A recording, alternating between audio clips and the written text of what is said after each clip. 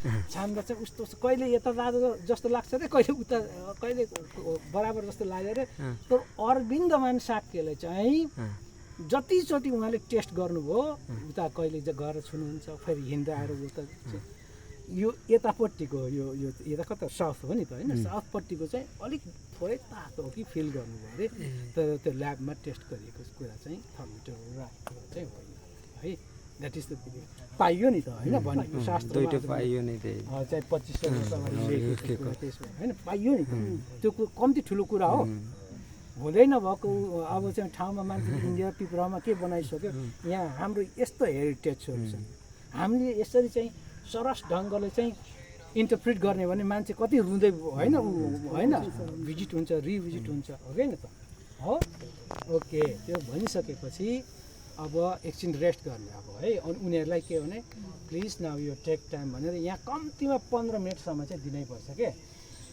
Tour गाइडको काम के हुनुपर्छ जस्तै क्वालिटी टुरिज्म मैले भने के भने टुरिस्ट अनि लेन्थ अफ स्टे भनेको थिएँ कि थिएन लेन्थ अफ स्टे बढाउनु पर्छ क्वालिटी टुरिज्मको लागि अनि लेन्थ अफ स्टे चाहिँ अब म्याराथन दौड जस्तो गराएर फुत्त 1 घन्टामा सकाइदियो लुम्बिनी भने त उनी त गइहाल्छन् होइन उनीहरू राति बस्यो भने पो अब नेपालले हाम्रो कृषकहरूले वरिपरि साराले काम होइन फाइदा हुने हो यसरी यहाँ फ्री टाइम यहाँ त अनि मेडिटेसन यो एटलिस्ट तपाईँले विपसना मेडिटेसन तपाईँहरूले जान्नुपर्छ र गर्नुहोस् तपाईँहरूले विपसना मेडिटेसन गरेपछि तपाईँहरूको एकदम मन पनि शुद्ध पनि हुन्छ होइन एकदम रिल्याक्स पनि हुन्छ है अनि त्यसपछि आत्मविश्वास पनि बढ्छ मजाले गर्नुहोस् आनापाना र विपसना भन्ने हुन्छ 10 दिनको कोर्स एटलिस्ट गर्नुहोस् अनि त्यो अशोक स्तम्भको रुक्नु न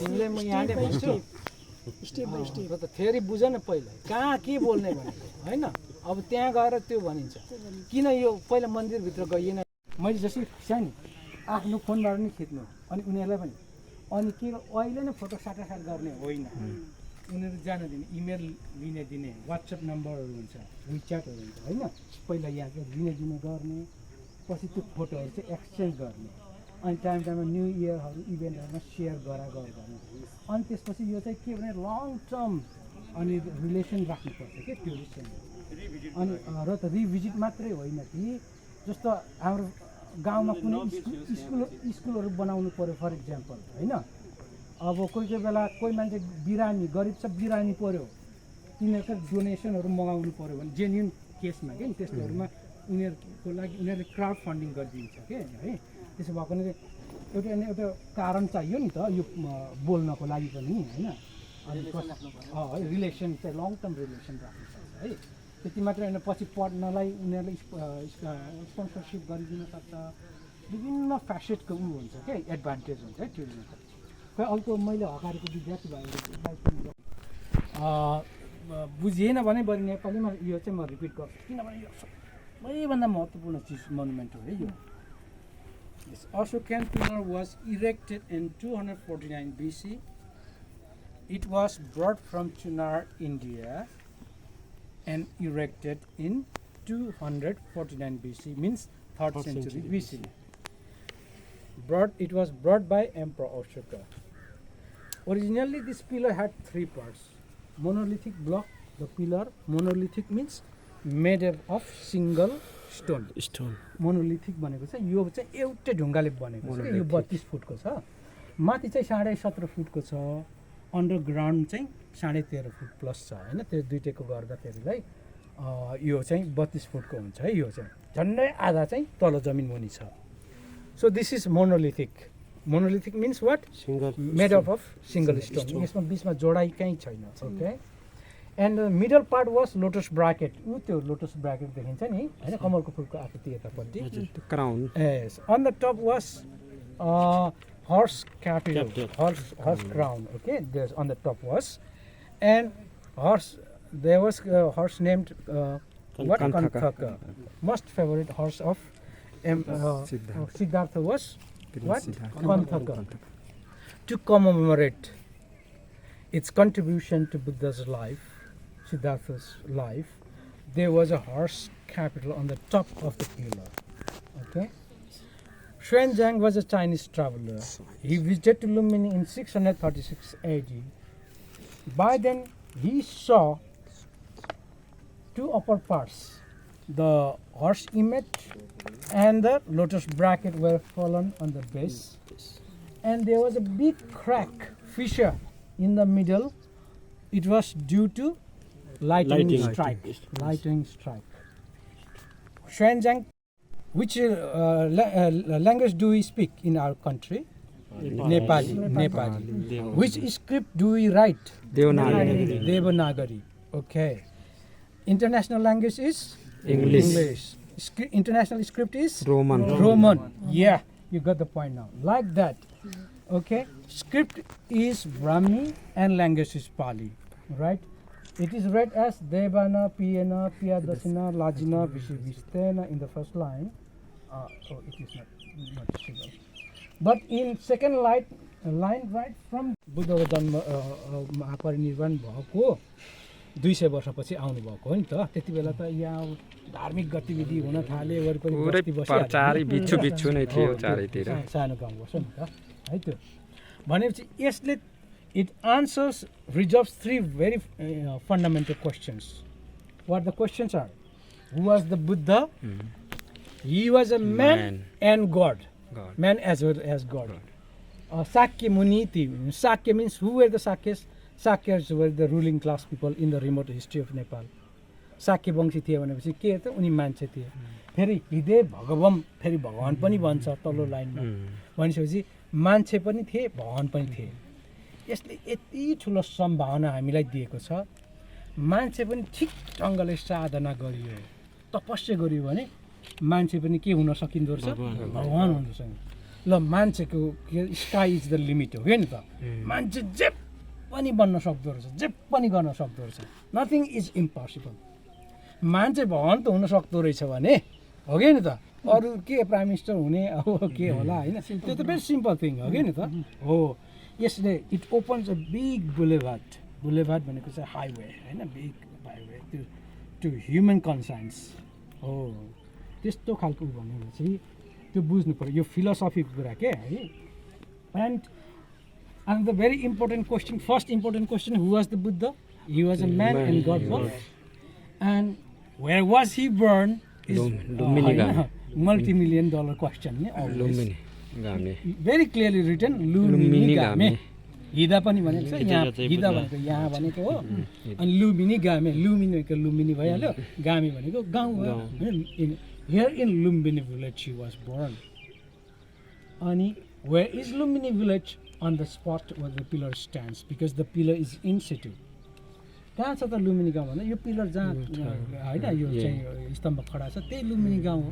किन त्यो यो चाहिँ देवरा मित्रले 1962 मा उत्खनन गरेर हेर्नुभयो. अनि तल यसको तलसम्म अनि त्यसपछि उहाँले पाउनुभयो चाहिँ यो चाहिँ इन सिटु रहेछ. 1962 छ देवरा मित्र इन्डियन आर्कियोलोजिस्टले. अनि गर्दा चाहिँ इन्सिटु भनेको आर्कियोलोजीमा हामीले पढ्नुपर्छ. इन्सिटु भनेको चाहिँ exactly in the original spot के. उहाँ त सर सम्राट अशोकले जहाँ गाड्नुभयो त्यहाँबाट 1 इन्च पनि दायाँमा हल्लिएको छैन त्यही ठाउँमा. उहाँले सर उत्खनन गर्दाखेरिमा अलिकता भएको रहेछ. तपाईँले 3 भागमा छ भनेर भन्नुभयो नि 3टा क्याटेगोरीमा पिल्लर. यो पहिलो भाग यसको झनै आधी नै तल छ अनि आधी चाहिँ त्यो बिचको भाग चाहिँ उठ्यो देख्यौ. हजुर.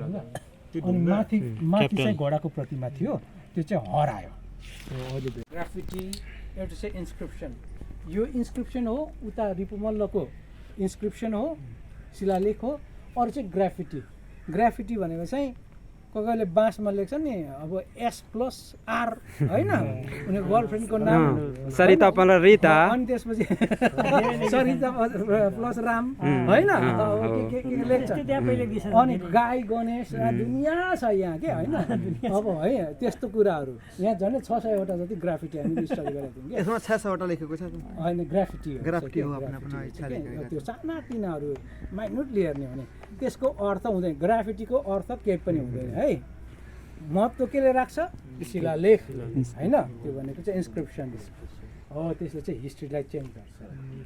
अनि उतापट्टि के लेखेको छ भन्दाखेरिमा ओम मानि पद्मी होम रिपुमल्ल चिरन जायतु जिते। अनि त्यसपछि त्यो सम्बत छ शाखा सम्बत छ त्यो चाहिँ 13-12 AD है को त्यो छ भनेको 13-12 AD मा चाहिँ कर्णालीका राजा रिपुमल्ल पनि यहाँ तीर्थाटनमा आउनु भएको रहेछ भनेको थाहा हुन्छ त्यहाँबाट पनि 13-12 12 है 14 अनि यो हामी आर्कियोलोजिस्टहरूले यो पिलरलाई चाहिँ के भन्ने गरेका छौँ भने नि लेजिस्लोपी त्यो भनेको के हो थाहा छ त्यो भनेको पारसमणि भन्ने गरेका छौँ के पारसमणिले के गर्छ अरे जेलाई छोयो त्यसलाई सुन होइन त्यस्तै यसले यो लिजेन्डलाई हिस्ट्री बनायो अब यहाँ एकदम इम्पोर्टेन्ट एउटा कुरा यो कुरा नबुझिकन टुर गाइड नै हुँदैन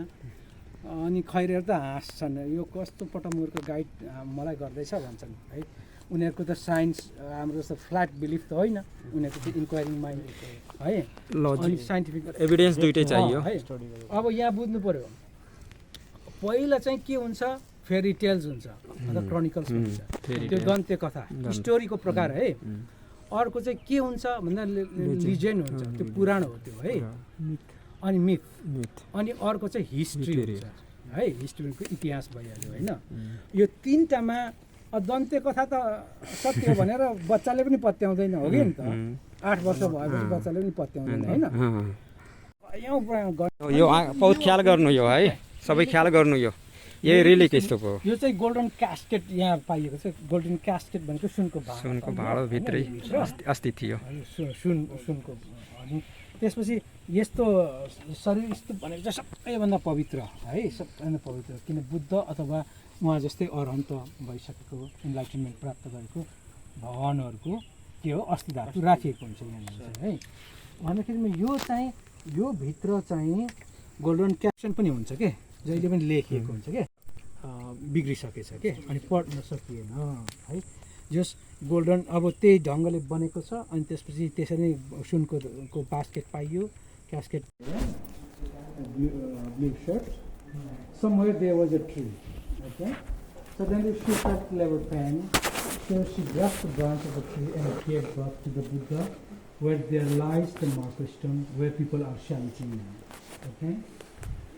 And 7 lotus flower bloomed to the north, this direction, and all the miracle I told you there. And I'm not going to repeat that again, right? Okay, you recall yourself. Then, initially, Buddha prohibited idol worship, okay? Image worship, he restricted to his followers.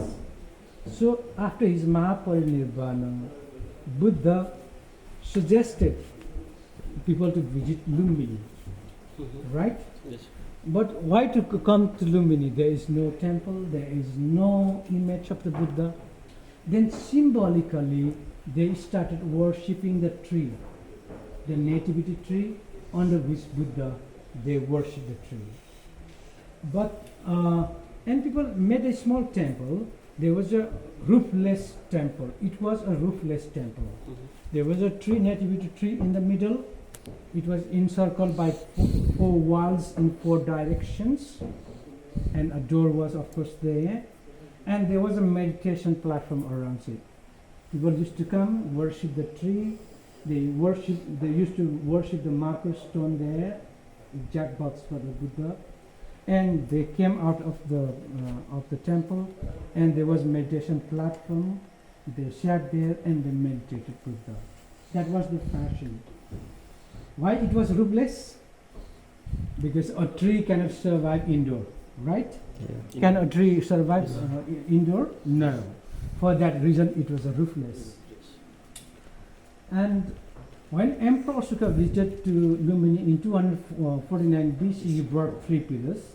One he erected in Lumbini, one at Gotihawa, one at Niglihawa, right? And when he came here, he saw the tree was dried out. Okay, and he worshipped the dried tree and marker stone. He came with his spiritual teacher Upagupta, and they worshipped. And he suggested the people had to build a big temple. Okay?